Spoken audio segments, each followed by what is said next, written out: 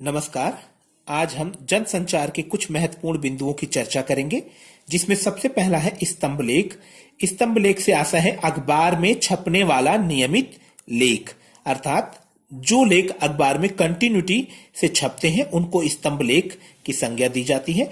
खोजी पत्रकारिता या स्टिंग ऑपरेशन, इसके अंतर्गत हम देखते हैं छुपे हुए कैमरे से तथ्य और घटना को उजागर किया जाता है, जैसे पेन के रूप में या फिर बटन के रूप में कैमरा लगाकर किसी घटना और तथ्य को जब उजागर करते हैं, लोगों तक पहुंचाते हैं, तो ये स्टिंग ऑपरेशन या खोजी पत्रकारिता के अंतर्गत आता है। हम देखते हैं वॉचडॉग पत्रकारिता, सरकार की नीतियों को जनता तक पहुंचाना, सरकार की गड़बड़ियों पर नजर रखना और उससे जनता को अवगत कराना आदि वॉचडॉग पत्रकारिता के अंतर्गत आता है।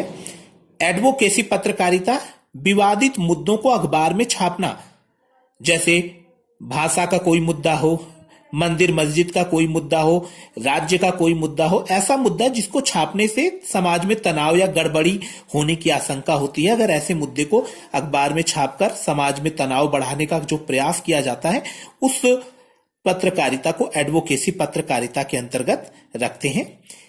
पीठ पत्रकारिता या पेज 3 पत्रकारिता, बेसिकली ये फिल्मी दुनिया की गपशप से संबंधित होती है, सेलिब्रिटीज की खबरों से संबंधित होती है और इसमें सनसनीखेज न्यूज को शामिल किया जाता है। वेरी इंपॉर्टेंट, उल्टा पिरामिड। उल्टा पिरामिड जैसा कि हम देखते हैं कि ये उसका चित्र हमने बनाया हुआ है और इस उल्टे पिरामिड में सबसे टॉप पर हम प्रमुख खबर को रखते हैं और उसके बाद मध्य में कम प्रमुख खबर और अंत में सबसे कम प्रमुख खबर को स्थान दिया जाता है। यह समाचार लेखन की एक शैली है, इस चीज को आप इस बात को ध्यान रखिएगा। 6 ककार समाचार लिखने के जो इस क्रम में है, क्या, कब, कहां, कौन, कैसे, क्यों, तो इसको हम इसी क्रम में याद करें और अक्सर एग्जाम में आ भी जाता है, तो इन 6 ककारों को हम वहां लिख सकते हैं। डेडलाइन, अखबार छपने की अंतिम समय सीमा को डेडलाइन कहा जाता है। ये डेडलाइन अखबार बेसिकली हम देखते हैं कि एक निश्चित समय पे छपते हैं और उस समय तक कोई न्यूज अगर होती है तो उसको अखबार में स्थान मिलता है, अदरवाइज उस डेडलाइन के बाद कोई खबर आती है तो उसको अगले दिन के अखबार में स्थान दिया जाता है। तो अखबार छपने की अंतिम समय सीमा डेडलाइन कहलाती है। फ्लैश, ब्रेकिंग न्यूज, ताजा खबर, अर्थात ये कम शब्दों में बड़ी खबर को ज्यादा लोगों तक पहुंचाना फ्लैश ब्रेकिंग न्यूज या ताजा खबर कहलाता है। एंकर विजुअल, हम देखते हैं एंकर जब कोई दृश्य देखकर, एंकर जब घटना स्थल से कोई दृश्य को देखकर खबर को दर्शकों तक पहुंचाता है तो उसको एंकर विजुअल कहा जाता है। एंकर बाइट, घटना स्थल पर मौजूद किसी प्रत्यक्षदर्शी से बात करके जब खबर को लोगों तक पहुंचाता है एंकर, तो उसे एंकर बाइट कहा जाता है। लाइव या सीधा प्रसारण, इसके अंतर्गत हम देखते हैं कि घटना स्थल से बिना विलंब किए ठीक उसी समय घटना को दर्शकों तक पहुंचाना जब घटना घटित हुई है, तो ये लाइव या सीधा प्रसारण कहलाता है।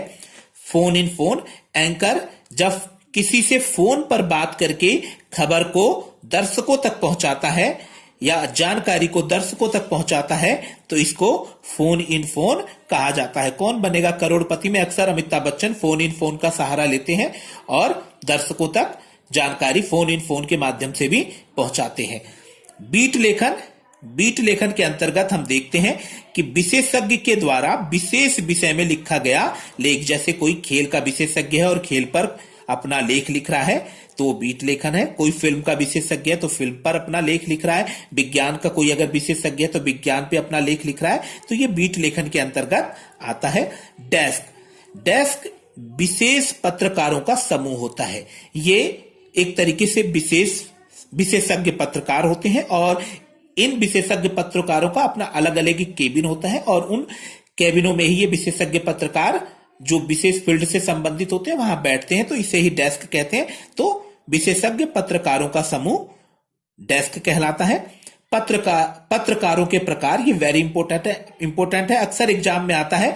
फ्रीलांस, तो फ्रीलांस पत्रकार वह पत्रकार है जो किसी भी न्यूज एजेंसी से जुड़ा नहीं होता है। जो भी उसे अच्छे पैसे देते हैं तो वो अपनी खबर उस न्यूज एजेंसी या चैनल को या समाचार को बेच देता है। तो फ्रीलांस स्वतंत्र पत्रकार है।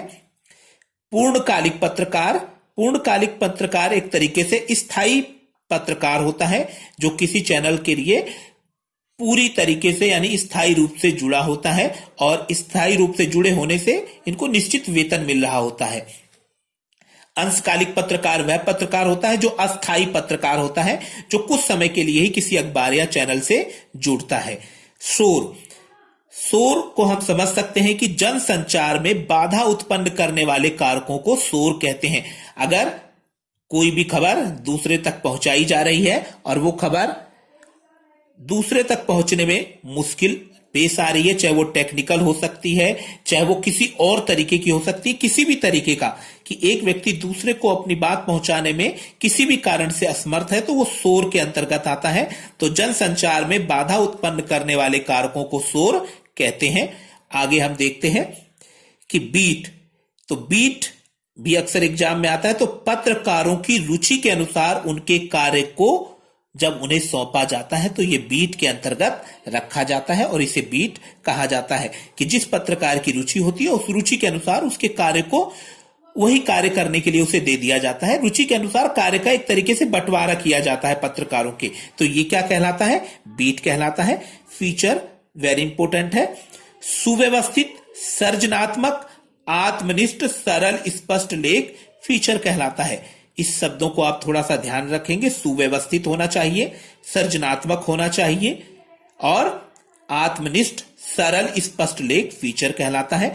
आलेख किसे कहते हैं? अक्सर एग्जाम में आता है।